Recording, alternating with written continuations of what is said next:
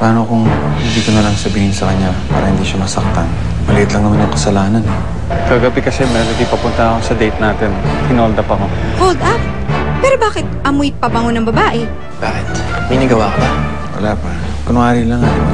Siguro nadinig mo yung palapit na kasal namin ni Martin. Kasal? Matutuloy ba yung kasal niyo? Sinusundan mo ba ako? Gusto ko magkita tayo mamaya. Hindi na tayo makikita kahit kailan. Kahit kailan? Martin, bago ka magsalita, bakit hindi mo muna tignan tong surpresa ko sa'yo? Kasama mo. I know. So, I'll see you later. Bye. Hi! I'm not Sydney Lopa for nothing. Baka naman gusto mong mag-video kay wedding. I do cherish you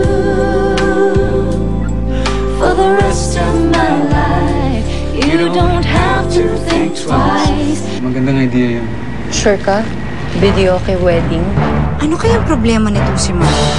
Kahit hindi niya sabihin, alam ko na may ibang iniisip. Hello? Pumayag kaya sa video kay wedding?